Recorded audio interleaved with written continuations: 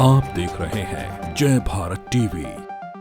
इस वक्त बहुत ही चुनौतीपूर्ण समय से कांग्रेस पार्टी गुजर रही है। कार्यकर्ताओं का जो मनोबल है वो निचले स्तर पर पहुंचा हुआ है, क्योंकि जीती हुई बाजी कहीं ना कहीं हम हारे हैं। कांग्रेस में रहते हुए कुछ लोगों ने भाजपा की बी टीम की तरह काम किया है और भीतरघात किया है। नमस्कार, जय भारत टीवी देख रहे हैं आप। मैं हूं अंकित काला। उत्तराखंड में हुए विधानसभा चुनाव के बाद कांग्रेस पार्टी में बिना कप्तान के कांग्रेस पार्टी चल रही है। नेता प्रतिपक्ष का चयन नहीं हो पा रहा है, उपनेता प्रतिपक्ष का चयन नहीं हो पा रहा है। इन तमाम बिंदुओं को लेकर के इसमें क्या वजह है, कहाँ रोड अटक रहा है, इन सब मुद्दों पर बातचीत के लिए हमारे पास कांग्रेस की प्रदेश प्रवक्ता गरिमा मेहरा दसोनी है। उनसे जानने और समझने की कोशिश करें कि आखिर बिना कप्तान के कांग्रेस पार्टी किस तरीके से चल रही है। मैडम, बहुत स्वागत है आपका। धन्यवाद, नमस्कार। आपने देखा कि 15 तारीख को गणेश गोदयाल जी ने इस्तीफा दे दिया, उसके बाद फिर 21 तारीख को आपका नेता प्रतिपक्ष का चयन नहीं हो पाया, तो क्या कहाँ? देखिए, मुझे लगता है एक गंभीर मामला है प्रदेश अध्यक्ष का चुनाव और नेता प्रतिपक्ष का चुनाव, क्योंकि ये चुनाव पर पूरा निर्भर करता है। हमारे आने वाले अगले साल नगर निगम के चुनाव हैं, 24 में हमारे लोकसभा के चुनाव हैं, 27 में अगर पार्टी की हमको पुनर्वापसी करवानी है, तो ऐसे में ऐसा प्रदेश अध्यक्ष जो कि नई जान फूंक सके। इस वक्त बहुत ही चुनौतीपूर्ण समय से कांग्रेस पार्टी गुजर रही है और मुझे कहने में कोई गुरेज नहीं है कि कार्यकर्ताओं का जो मनोबल है वो निचले स्तर पर पहुंचा हुआ है, क्योंकि जीती हुई बाजी कहीं ना कहीं हम हारे हैं। हमें ये ओवर कॉन्फिडेंस या कॉन्फिडेंस था कि हम इस चुनाव में जीत रहे हैं, और वो ओवर कॉन्फिडेंस अगर था तो वो जनता ने हमें दिलाया था। जनता बहुत परेशान नजर आ रही थी 5 साल के अराजक, एरोगेंट और अहंकारी कार्यकाल से भारतीय जनता पार्टी के। ऐसे में जो कुनीतियां इनकी थी, जो कुप्रबंधन इनका था 5 साल तक, जिस तरह से बेरोजगारों के साथ अमानवीय व्यवहार ये कर रहे थे, पंडा पुरोहितों का इन्होंने तिरस्कार अपमान किया, मातृशक्ति के ऊपर लाठियां भाजी इन्होंने घाट नंदप्रयाग में, तो किसानों का इन्होंने जो दुर्दशा करी, व्यापारियों के ऊपर जिस तरह से इन्होंने लाठियां बरसाई, मुझे लगता है कि कहीं ना कहीं कार्यकर्ता ये मान बैठा था कि इन सारी कुनीतियों के चलते, इस अराजक शासन के चलते यहाँ पर कांग्रेस की ही सरकार बनने जा रही है। लेकिन पता नहीं क्या होता है, अचानक से तुष्टीकरण, जिसमें भाजपा जो है सिद्ध हस्त है, एक्सपर्टीज़ उसको हासिल है भ्रामक खबरें फैलाने में या दुष्प्रचार करने में, वो भारतीय जनता पार्टी ने किया। समाज का बंटवारा करने का काम किया, ध्रुवीकरण एक बयान को लेकर किया, और पासा पलट गया, बाजी पलट गई और सरकार उनकी बन गई। को मैडम कितना भी दोष दे दीजिए, लेकिन भाजपा, आपको मानना पड़ेगा कि कहीं ना कहीं भाजपा उस तरीके से आगे बढ़ रही है और 47 सीटें ऐसी नहीं आ रही है। दूसरी बात यह है कि भाजपा ने तो दोबारा शपथ ग्रहण भी कर लिया। आप लोग अभी तक ना नेता प्रतिपक्ष बना पा रहे, ना प्रदेश अध्यक्ष बना पा रहे। क्या माना जाए कि 19 विधायकों में से ही कोई नेता प्रतिपक्ष बनना चाह रहा है, कोई प्रदेश अध्यक्ष बनना चाह रहा है, इस वजह से, सिर्फ फुटबॉल की वजह से आप लोग नहीं बना पा रहे? देखिए अंकित जी, मैं बताना चाहती हूँ आपको कि नेता प्रतिपक्ष और कांग्रेस अध्यक्ष का जो पद है वो कांग्रेस का अपना अंदरूनी मामला है। इससे ना तो मीडिया प्रभावित होगा, ना सत्तारूढ़ दल प्रभावित होगा, ना जनता प्रभावित होगी, ना विकास कार्य प्रभावित होंगे। कहीं से कहीं तक इससे कहीं कोई प्रभावित होने वाला नहीं है, क्योंकि आप देखिए कि जब सत्ता पक्ष मुख्यमंत्री का चयन 12 दिन में करता है तो विकास अवरुद्ध होता है। जब मुखिया नहीं मिल पाता है तो सारे विभाग जो हैं वो किंकर्तव्य विमूढ़ बने रहते हैं। फिर अगला 4 दिन जो है मंत्रिमंडल का शपथ ग्रहण होता है, उसके बाद भी उनको अगले 4 दिन तक पोर्टफोलियो नहीं बांटे जाते हैं। तो उन सब बातों से तो कहीं ना कहीं जनता और प्रदेश प्रभावित होता है, विकास प्रभावित होता है। लेकिन कांग्रेस का प्रदेश अध्यक्ष कांग्रेस को कब मिलेगा, ये कांग्रेस का अपना मामला है। कार्यकर्ताओं में एक नई ऊर्जा भरनी है, एक नई जान फूंकनी है, एक दिशा और एक पार्टी को एक गति देने का काम करना है नए अध्यक्ष ने। तो जब गंभीर निर्णय लिए जाने होते हैं तो उनमें समय लगता है। और दिल्ली में कोई मंथन चल रहा है मैडम कि कब तक आप लोग इस सब चीज़ों पे फैसला जितना सुनने में आया है कि माननीय हमारी राष्ट्रीय अध्यक्षा सोनिया गांधी जी के पास फाइल पहुंच चुकी है। जैसे ही वहां से अनुमोदन होता है यहाँ घोषणा हो जाएगी। किसको बनाने वाले हैं?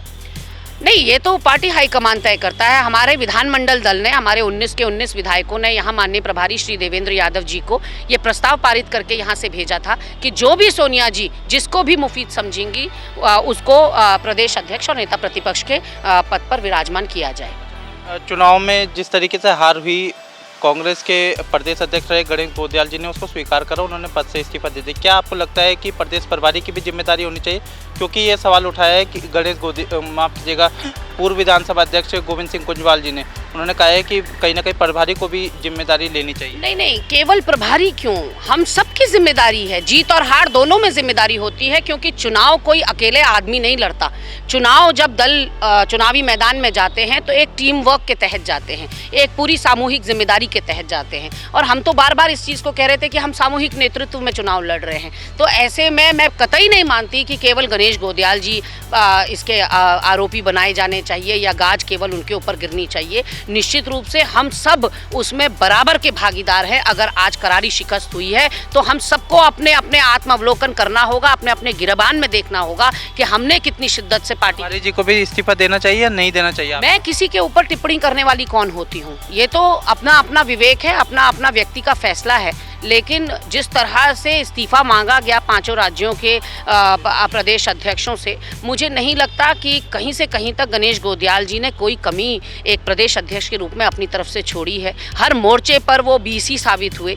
वो तमाम फ्रंट्स पे उन्होंने जहाँ जहाँ उनकी ज़रूरत पार्टी को थी, उन्होंने एक बेहतरीन अध्यक्ष अपने आप को साबित किया। और गणेश गोदयाल जी ही क्यों, हमारे माननीय प्रीतम सिंह जी ने 4 साल विपक्ष में प्रदेश अध्यक्ष की जिम्मेदारी निभाई, उन्होंने भी वो जिम्मेदारी बखूबी निभाई। तो ऐसे में किसी एक व्यक्ति को हम कटघरे में खड़े करके कहें कि सारा दारोमदार उन्हीं का था, ये सही बात नहीं है। ये सही बात नहीं है, इसमें हम कोई दोहराई नहीं है। एक आप ही की पार्टी के कुछ नेता कह रहे हैं कि हरीश रावत जी को हराने की कोशिश हुई। आप लोगों में भीतर खाने क्या ये रिपोर्ट निकल करके आई कि भीतरघात की वजह से कांग्रेस पार्टी को कहीं ना कहीं नुकसान हुआ है? विशेषकर केवल माननीय हरीश रावत जी की सीट पर नहीं, कई सीटों पर यह बात निकल कर आई है कि कांग्रेस में रहते हुए कुछ लोगों ने भाजपा की बी टीम की तरह काम किया है और भीतरघात किया है। और बड़े दल जब होते हैं तो ये अमूमन सुनने में आता ही है, देखने में आता ही है। भारतीय जनता पार्टी के अंदर भी आप देखिए, पुष्कर सिंह धामी जी के लिए, मुख्यमंत्री जो हैं, उनको हराने के लिए खटीमा से ये कहा जा रहा है कि भीतरघात करी, कुछ अपने ही दल के लोगों ने पीठ में छुरा भोंका है। तो ऐसे में कांग्रेस इससे अछूती नहीं है। बड़ा दल है, बड़ी पार्टी है। एक एक कार्यकर्ता के दिल में घुसकर हम देख नहीं सकते कि कांग्रेस है या नहीं है। तो उसने हो सकता है कि बाहर से रूप तो कांग्रेस का ऐसे जो भीतरघाती जिन नेताओं ने करी है उनके खिलाफ आप लोग कार्रवाई करेंगे? हर चीज होगी और स्टेप वाइज होगी, फेज वाइज होगी। ऐसा मेरा मानना है कि शनै शनै आपको कांग्रेस पार्टी वापस अपनी पटरी पे उतरते हुए, ढर्रे में उतरते हुए दिखेगी। इस समय जोर का झटका लगा है पार्टी को, इसलिए मुझे लगता है कि थोड़ा वक्त दिया जाना चाहिए। अंतिम प्रश्न, कब तक मान लिया जाए कि कांग्रेस पार्टी को ये सब मिलने जा रहा है? पार्टी के चाहे प्रदेश अध्यक्ष की बात करें, नेता प्रतिपक्ष की बात। देखिए, आज 5 अप्रैल है और मुझे लगता है कि इस हफ्ते के आखिर तक नामों की घोषणा हो जाएगी। बहुत बहुत शुक्रिया, आपने जय भारत टीवी के लिए समय निकाला। तो ये थी कांग्रेस की प्रदेश प्रवक्ता गरिमा मेहरा दसोनी, जो कि बता रही हैं कि बहुत जल्द ही नेता प्रतिपक्ष प्रदेश अध्यक्ष का चयन कर लिया जाएगा। इसके साथ ही साथ कांग्रेस पार्टी भीतरघात की वजह से भी हारी है, इसमें भी कोई दोहराई नहीं है। एक मैं आपको तस्वीर कांग्रेस मुख्यालय की दिखाऊंगा कि किस तरीके से यहाँ पर सन्नाटा पसरा हुआ है। यहाँ पर आप देखेंगे कि जो तमाम पार्टी के जो प्रवक्ताओं के जो कक्ष हैं, वो तमाम वो कक्ष जो है वो इस समय खाली पड़े हुए हैं।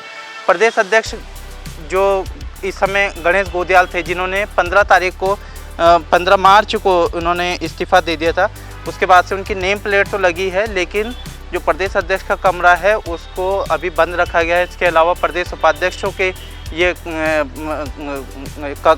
कक्ष हैं।